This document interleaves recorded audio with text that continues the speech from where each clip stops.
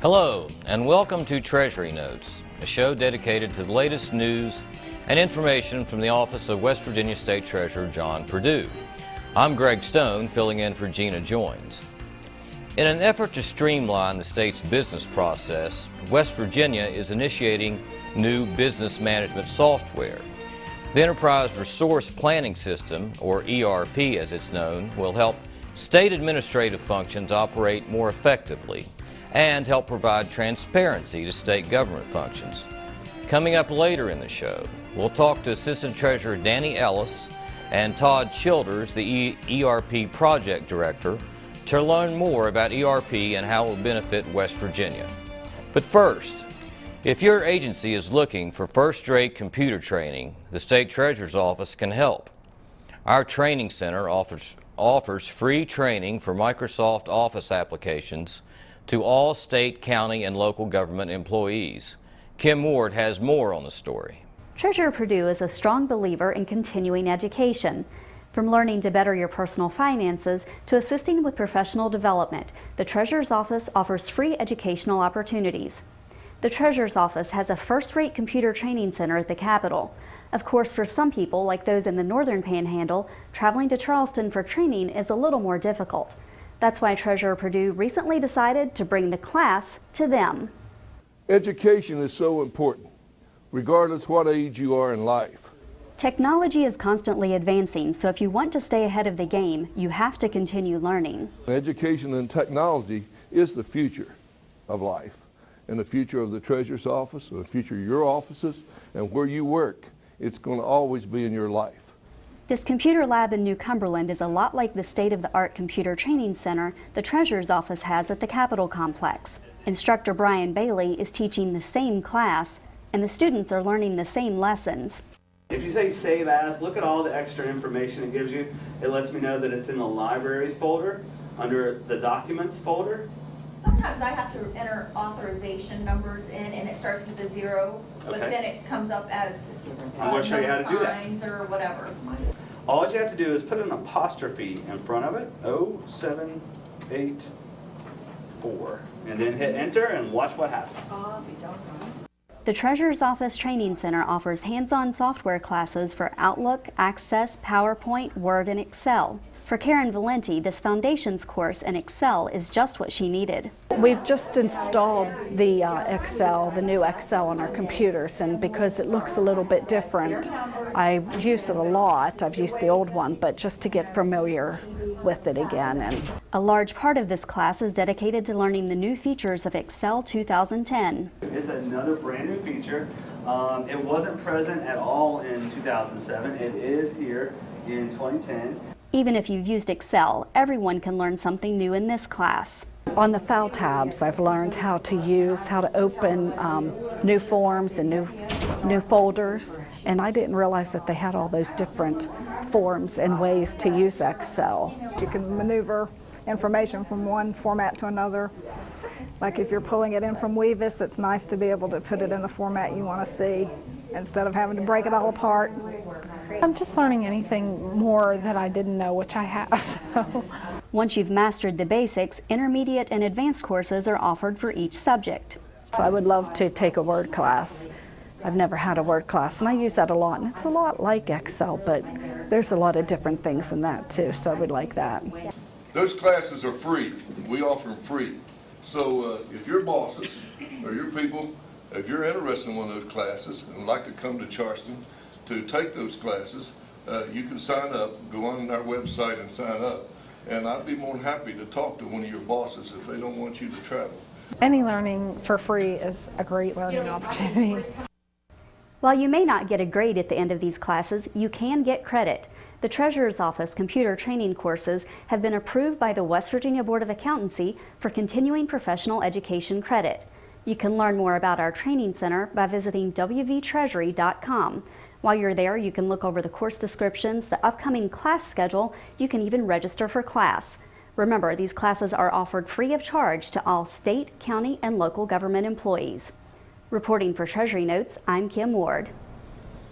As one of the few states operating without a deficit in today's challenging economy, West Virginia can be seen as a model of fiscal responsibility, financial stability and accountability to its citizens. The ERP system will continue to improve statewide budgeting, financial management, and human resources operations. Joining us today is Assistant Treasurer Danny Ellis and ERP Director Todd Childers. Thank you, gentlemen, for being here today. Appreciate it. Thank you for having us. How are you doing? Good. Good? All right. Well, let's just get started.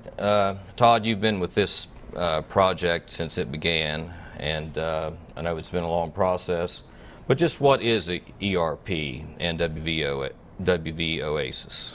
Well, ERP, the acronym, and we love to talk in acronyms, but it stands for Enterprise Resource Planning. And this is really what we're talking about are the back office administrative functions, the software that allows state agencies, our government, to conduct its finance, accounting, procurement, human resources, all in an integrated system that focuses really on an enterprise-wide. OASIS is the name, the acronym that we've given for the state's ERP project, and it stands for our Advanced Solution with Integrated Systems, kind of trying to reference the point that we're bringing in a lot of systems, completely integrating a lot of different systems and applications into one system, one software solution for the state. Mm-hmm. I understand.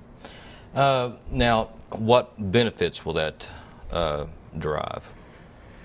There are many. We could literally spend hours and hours talking about, so I'll try to focus on... Maybe in a general sense. In a general sense, what it's going to allow the state to do for the first time is to leverage the information in terms of bringing all these systems that we have currently that are what we refer to as siloed legacy systems. Things that stood alone and weren't integrated. Exactly. A lot of them are serving duplicate functions. They don't talk and communicate with one another. It's some of the reasons when you ask a question you get 3 and 4 different responses, because the systems that we use today are simply drawing information from their own internal database. Mm-hmm. So one of the benefits is that we're going to be able to leverage the information. We'll have it all in one system, communicating, so that reduces the sometimes many redundant steps of putting information into the system.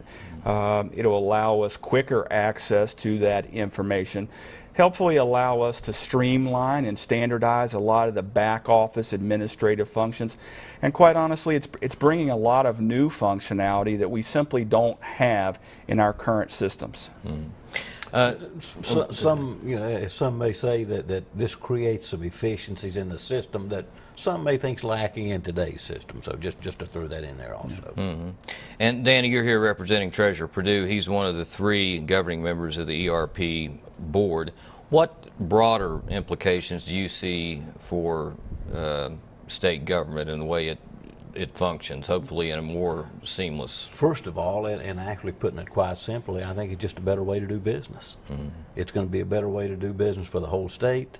And, you know, I want to add also that there's such a strong commitment, you know, for the betterment of this state and to see business done in a better way. Mm-hmm. You know, it's been a total team effort. Certainly the state auditor, you know, Glenn Gaynor, State Treasurer John Perdue, also the Governor Tomlin. All these guys have really signed on and really pushed this program forward, and have been very impressed with that. Mm-hmm. I got, well, we can talk about back office things and things that are going to benefit employees, but what relevance might it have to John Doe out there, the average taxpayer? I would imagine that any efficiency in government would have some kind of, you know, residual effect or trickle-down effect on the average person. Yeah. I think every tax-paying citizen obviously has an interest in their government providing the necessary goods, services, and programs as efficiently and as cost-effective manner as they possibly can. You know, sometimes this information is helping program administrators have a better understanding of the efficiencies of their programs, objectives, information where we're looking at it in terms of running things from a business perspective. Things that save government money is obviously good for the taxpayer. It also has an element that even though the state has greatly enhanced their transparency in terms of what the citizen can see of how the state spends its money, what kind of tax revenues we collect, this will greatly improve our ability to push information out to the citizens, the constituents of our ERP board, and I think it'll give them insight to more detail around the spend, the type of money, type of goods and services their government's procuring, and better information around our revenue. So it's not one of those sexy things, these back office administrative systems. No one's probably going to want to come and cut a big ribbon off of it, but it will impact the way we operate as a government, and that will trickle down to the citizens of the state. Mm-hmm. Danny, I think, just to, not so much to add to what Todd said, but, it seems like the buzzword of the day is transparency. Uh-huh. And I think that is a very key element, to the development of this system. And I don't think there's any time in history that I can remember that the tax dollar has been under so much scrutiny as it is now. And from that perspective, I think it's going to be good for the public because, the information is going to be right there at anybody's fingertips that wants to look. Mm-hmm. Now, the transparency issue, I guess, is on two levels. It's for the state employees, so everyone's on one, computer system, and you're not from agency to agency. You're comparing apples to apples once ERP gets off the ground. Mm-hmm. But also, the citizen can check on the progress and the status with different vendors or maybe highway projects. Danny has some many years of prior experience in highways.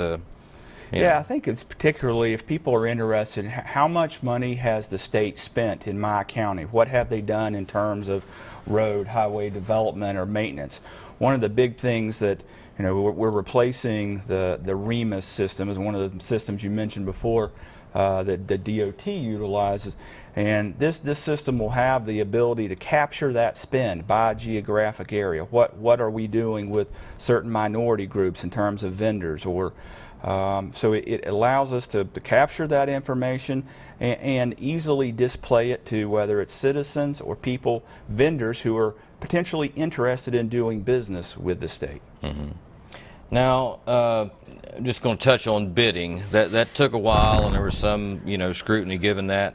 But it sounds like you're happy with who that you settled on CGI, and you're excited about that situation or that relationship, right? Absolutely. We have the process, as you mentioned, took a very long time, and I think for all the right reasons, we gave it the due diligence that it needed. This project was going to be no small matter. It was not a small project. It's probably the largest non-construction project the state has ever undertaken.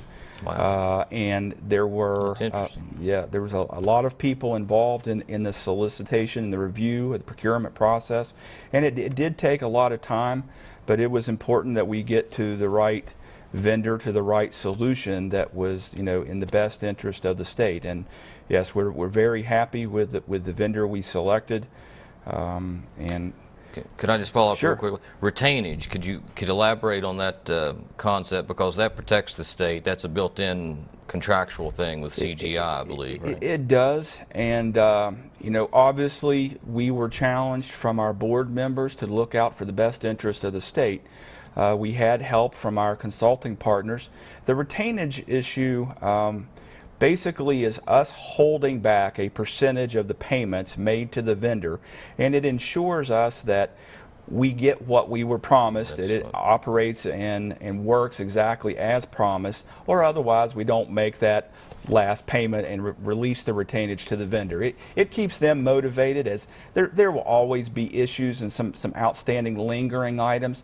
Retainage helps motivate both parties to get those resolved and come to closure on it. Mm-hmm.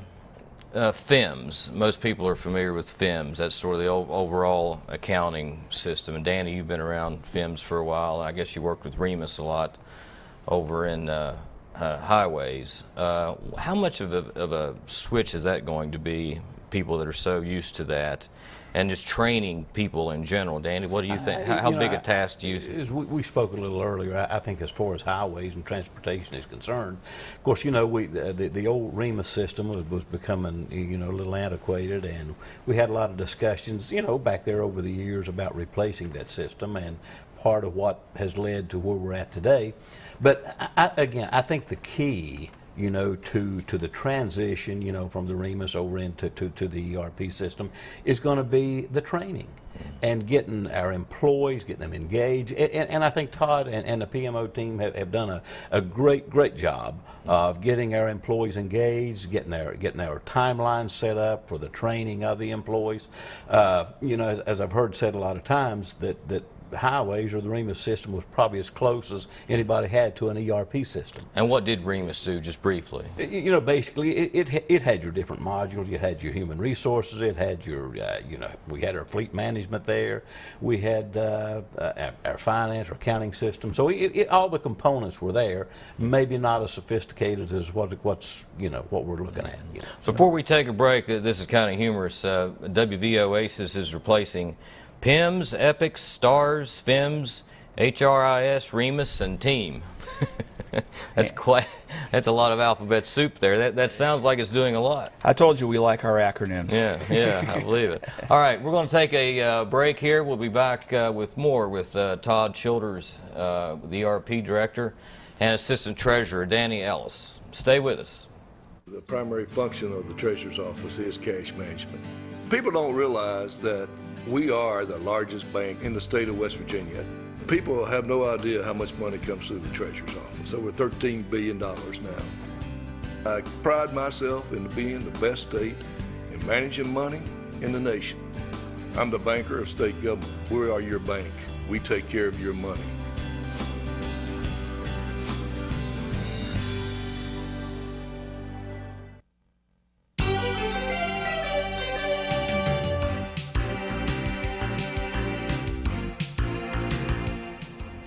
Welcome back to Treasury Notes. I'm Greg Stone. Assistant Treasurer Danny Ellis and ERP Director Todd Childers are here with us today. And we were talking about the whole ERP process and what a big process it is. One of the things that you deal with is project phases, and if we could have a graphic of projected timelines, we'll take a look at those. Todd, you've got that information. Could you kind of give us a brief rundown and you know, and all those are being met, I know. So, yeah, the project is a multi-phase, and a lot of these are going on concurrently. So the diagram that the viewers are seeing right now is just kind of trying to show basically over time the 4 phases. We've identified 4 key phases of the project, when their anticipated go-lives are. And you'll notice there at the top that the project management and the cultural change management is an initiative and that is going on across all phases. As we bring phase 1 up, our core financials procurement. Phase 2 is transportation and the remaining financial and procurement. HR payroll is our phase 3, and phase 4 is our real estate and facilities. Again, all those are going on you know, at the same time. The project management, cultural change management is going on, preparing agencies for this change. And then as we move into a post-go live, we'll have the operation or production support efforts that will be needed, the ongoing maintenance of the systems. So a lot of moving parts all trying to go on at the same time. So some reason for the complexity of the problem and just the sheer number of individuals that are involved in working on this. Yeah, everything you've named there pretty much takes into account every business operation you could have with an agency, I assume. You mentioned the go-live date. That is right now set for October of 13. As that for phase 1, our anticipated go-live is that date, yes. Right. Okay.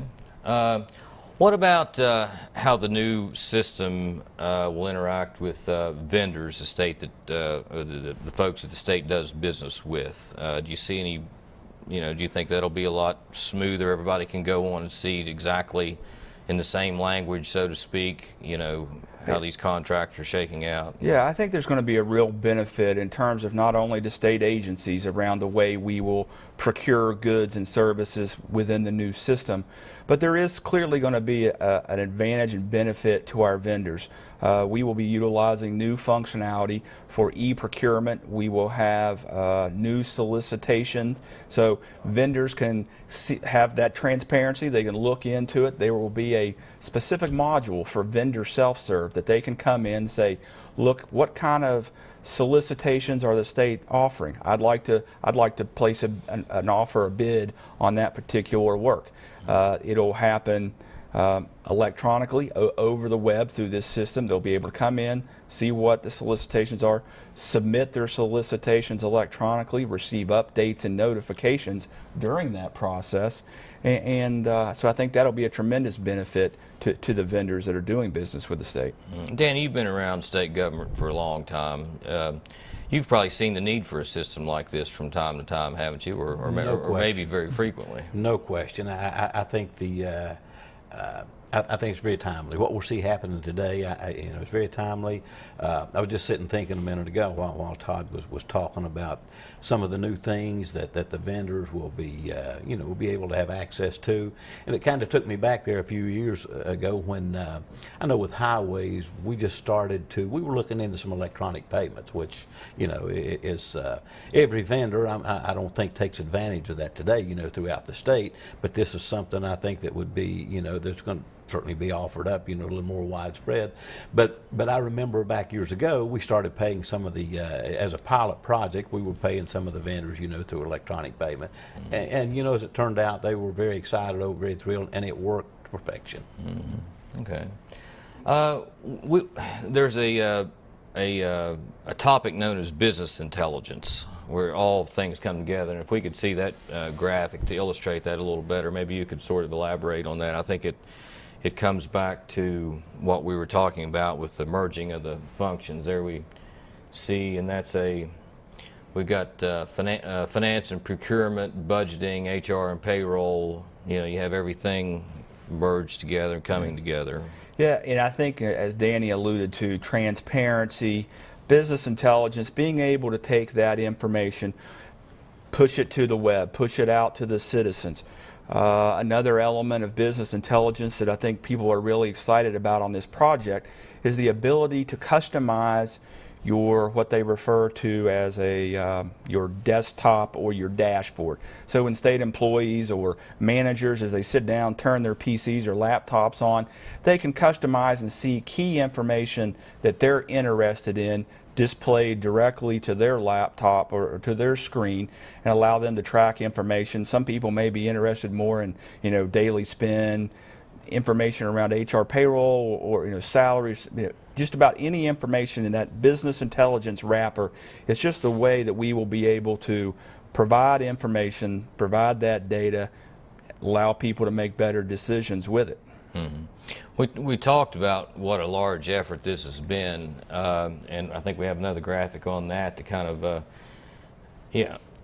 that kind of shows you all the different groups that have to be brought into this thing to make it work. How daunting has it been? But I would assume it's been very rewarding too. It has been, certainly from my perspective.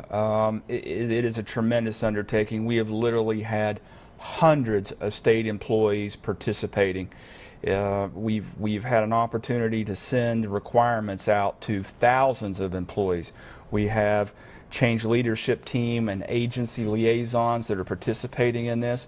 And it is unique in that, our three sponsors, our board, the auditor, the treasurer, the governor, they had responsibility for some of these, all the acronym, the systems, and they've kind of set aside the turf battles or ownership and said, this is the best thing for the state to do for us to pull our systems together. And it's been very rewarding, and with an opportunity to work with a cross-section of employees, both from the executive, finance, treasury, people from the auditor's office, procurement. The core project team represented about 60 individuals from the state coming from all over, working together. We have the benefit of having some employees work on this project that worked on the implementation of our current, the FEM system. So some lessons learned and things we can do better the second time around, but very, very rewarding, a tremendous effort by a lot of people. Danny, I know as being assistant treasurer, you've had plenty of conversations with Treasurer Perdue about ERP, and I'm sure, obviously, he's a member of the three-member governing board along with the governor and auditor.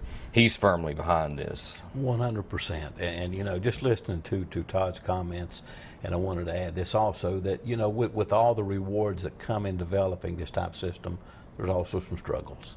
And you know, he may not have wanted to say that, but you know what, I've kind of watched from afar. And I've had a lot of discussions, you know, with Todd and Fred Thomas, Rick Pickens, and certainly with the treasurer. And I know that these guys have put in just a tremendous effort in really getting this thing off of the ground, you know, laying the early groundwork, getting this thing off of the ground and bringing it to where it's at today.